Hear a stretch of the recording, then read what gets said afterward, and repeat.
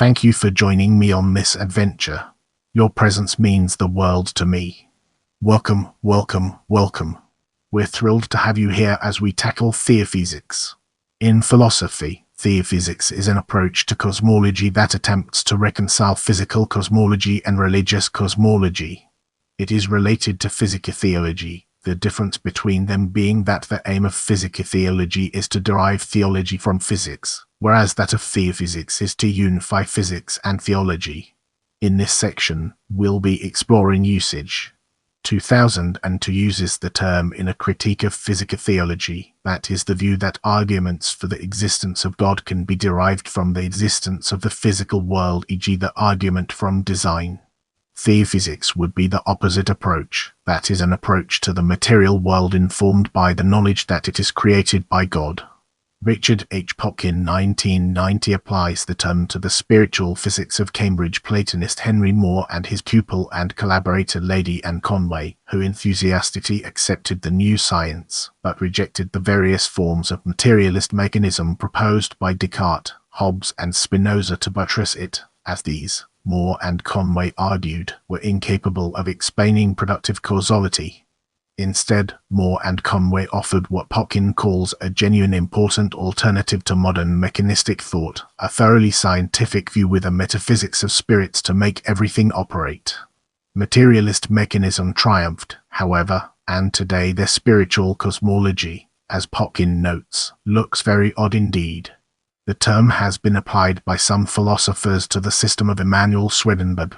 William Donovan 1889 wrote in Mind, the highest stage of his revelation might be denominated theophysics, or the science of divine purpose in creation. R.M. Wenny 1910 referred to Swedenborg as the Swedish theophysicist. Here Loberg 1972 observes that Kant's famous critique of physicotheology in the Critique of Pure Reason 1781, second edition 1787 has tended to obscure the fact that in his early work, General History of Nature and Theory of the Heavens 1755, Kant defended a physicotheology that at the time was startlingly original, but that succeeded only to the extent that it concealed what Loberg terms a theophysics scuneus apolorens anthophysic.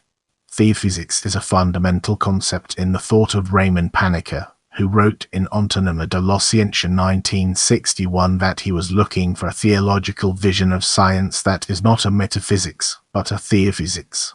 It is not a matter of a physics of God, but rather of the God of the physical, of God the creator of the world, not the world as autonomous being, independent and disconnected from God, but rather ontonomically linked to him.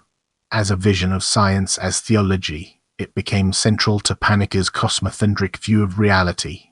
Frank J. Tipler's Omega Point Theory 1994, which identifies concepts from physical cosmology with theistic concepts, is sometimes referred to by the term, although not by Tipler himself.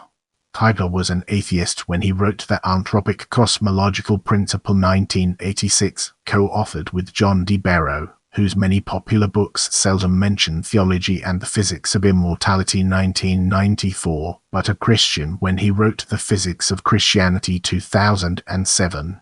In 1989, Wolfhart Pannenberg, a liberal theologian in the continental Protestant tradition, welcomed Tipler's work on cosmology as raising the prospect of a rapprochement between physics and theology in the area of eschatology.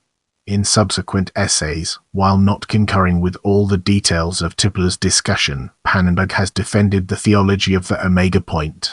Don't forget to hit that notification bell so you never miss an update from my channel.